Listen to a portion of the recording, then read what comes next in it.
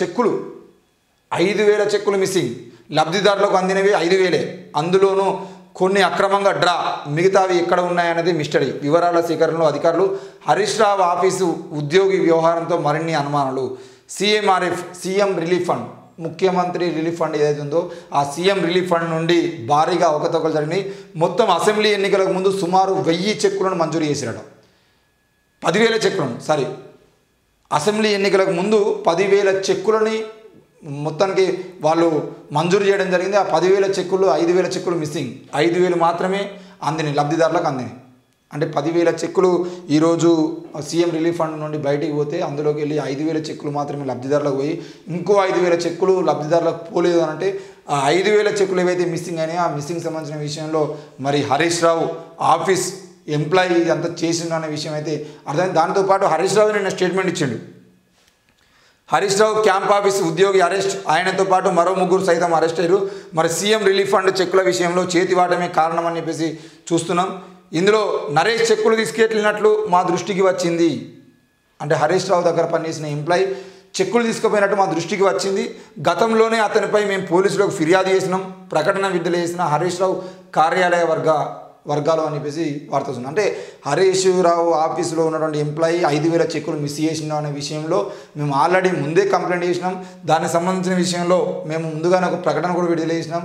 మాకు నరేష్ మీద ఇంతకుముందే అనుమానాలు ఉన్నాయని చెప్పేసి హరీష్ రావు ఆఫీస్ ఏదో హరీష్ రావు ఆఫీస్ నుండి ఒక ప్రకటన రావడం జరిగింది. అంటే క్లియర్గా ఈరోజు కాంగ్రెస్ పార్టీ అధికారంలోకి వచ్చింది కాబట్టి ఈ 5,000 చెక్కులు బయటపడ్డాయి. ఒక్కొక్క చెక్కు ₹1,00,000 వేసుకోండి మినిమం. ఒక సీఎం రిలీఫ్ ఫండ్ కింద ₹1,00,000 రిలీఫ్ ఫండ్ కింద ₹1,00,000 ఇచ్చినట్టుగా లెక్కేసుకున్నా కూడా 5,000 చెక్కులు ఇంటూ ₹1,00,000, 5,000 లక్షలు. మరి ఇంత డబ్బుల్ని ఈరోజు వాళ్ళు కేవలం పార్టీ ఆఫీసులో పనిచేసే ఎంప్లాయీసే వాటిని చేయగలుగుతారా? హరీష్ రావు హస్తం లేకుండా హరీష్ రావు ఆఫీసులో ఉన్నటువంటి నరేష్ అనే ఒక ఉద్యోగి, ఆయన పిఏగా ఉండేటువంటి పనిచేసేటువంటి ఒక ఉద్యోగి ఈరోజు 5,000 చెక్కుల్ని దాదాపు 5 కోట్లకు 50 కోట్ల విలువ చేసేటువంటి చెక్కుల్ని ఈరోజు వాళ్ళు మిస్ చేసే అవకాశాలు ఉంటాయా అనేది మనం ఒకసారి ఆలోచిద్దాం.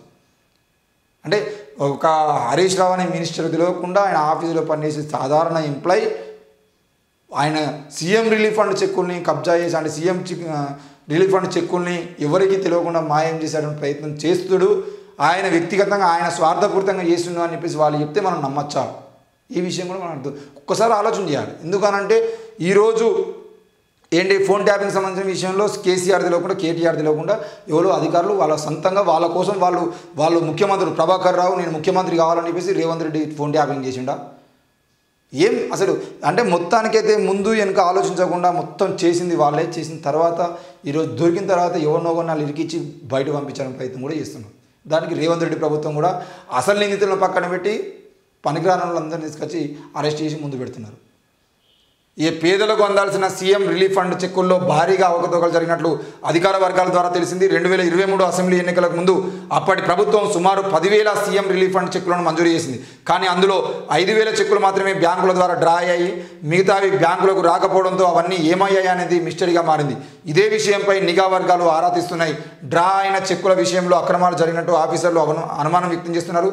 హరీష్ రావు ఆఫీసు ఉద్యోగి అరెస్టుతో అనుమానాలు. బీఆర్ఎస్ హయాంలో సీఎం రిలీఫ్ ఫండ్ చెక్కుల పంపిణీలో అనేక అక్రమాలు జరిగినట్టు రాష్ట్ర ప్రభుత్వానికి ఫిర్యాదులు వస్తున్నాయి. అందులో భాగంగానే వచ్చిన కంప్లైంట్ మేరకు మాజీ మంత్రి హరీష్ రావు ఆఫీసు ఉద్యోగి అనేక సీఎంఆర్ఎఫ్ చెక్కులను అక్రమంగా డ్రా చేసినట్టు అధికారులు గుర్తించారు. బుధవారం అతన్ని అరెస్ట్ చేశారు. అసెంబ్లీ ఎన్నికలకు ముందు మంజూరు చేసిన చెక్కులెన్ని, అందులో ఎన్ని చెక్కులు డ్రా అయ్యాయి అనే విషయంపై అధికారులు ఆరా తీయగా 5,000 చెక్కులు డ్రా కాలేదనే విషయం బయటకు వచ్చింది. మరి ఆ చెక్కులు ఎందుకు డ్రా కాలేదు, అవి లబ్ధిదారులకు అందినాయా లేదనేది కూడా ఇప్పటివరకు అర్థం కాని పరిస్థితి.